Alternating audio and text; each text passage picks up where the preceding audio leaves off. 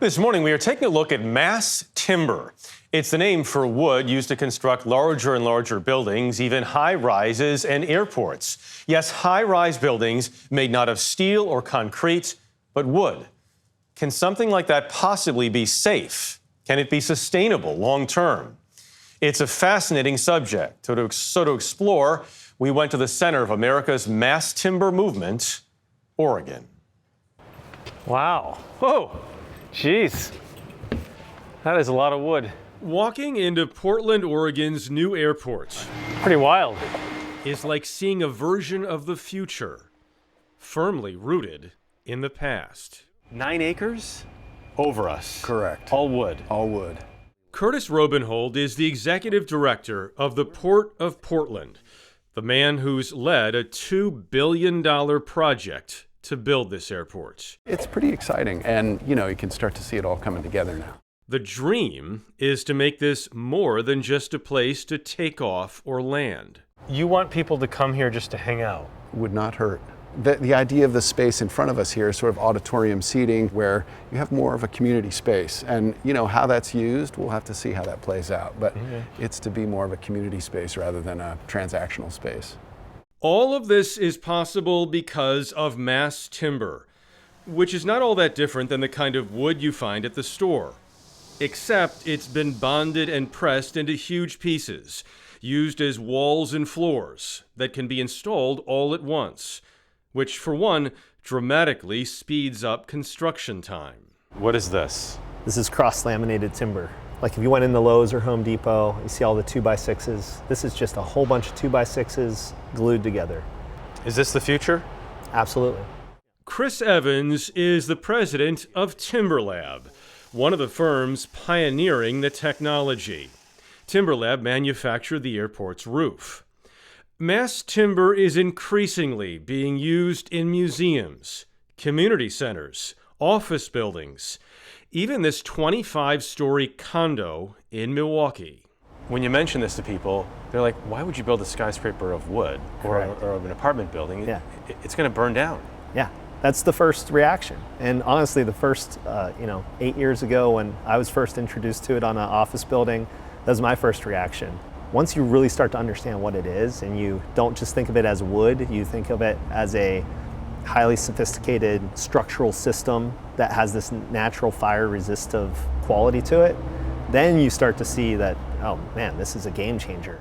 TimberLab says today's treated mass timber can be as strong as steel and more fire resistant. To prove it, they do testing like this. Never mind the aesthetic advantage.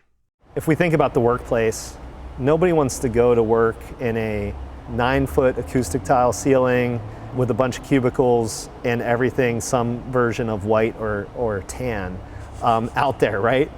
That's We want beauty. Yeah, there's movies based on that type of work environment. Damn, it feels good to be a gangster. You're going to start quoting Office Space? No, I won't.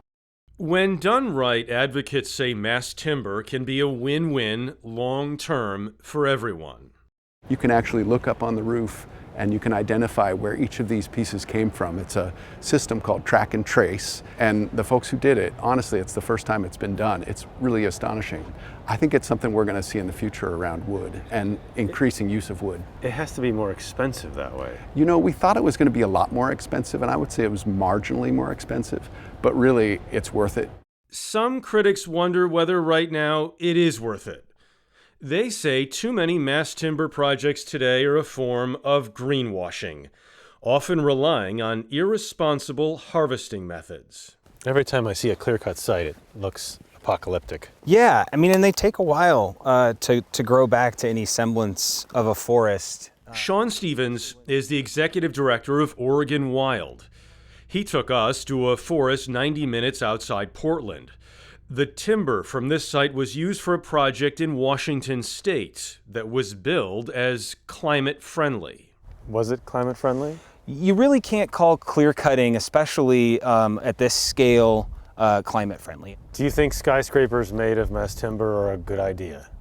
Can a big mass timber building be built and have it be green? Yes. But right now, mostly mass timber is being used as a way to greenwash existing bad practices. Critics of mass timber say it's greenwashing.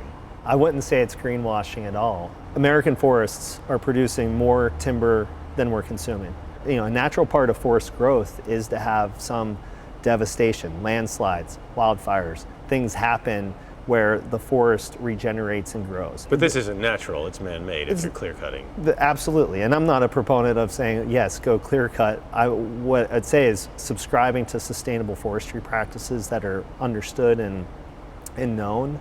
Those are in alignment with long-term forest health.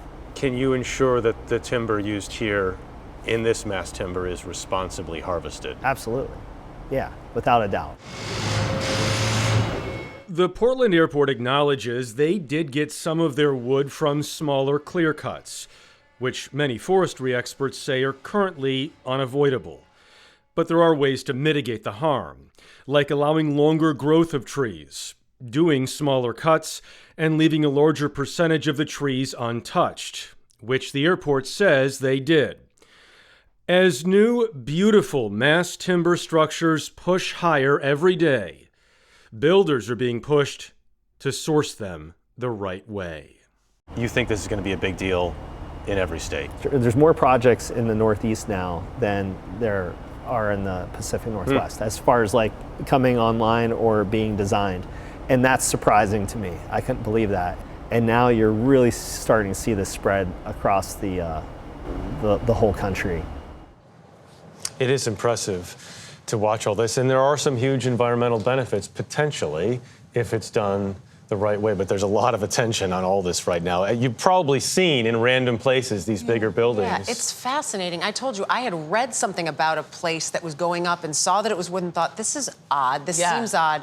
I thought about fire safety, which you addressed. The environmental concerns, there are the two sides to it, obviously, but really interesting. I wonder how high they can go. That's the question. Yeah. There's a lot of regulations in a lot of cities right now, and they're trying to move those so they slowly creep higher and higher.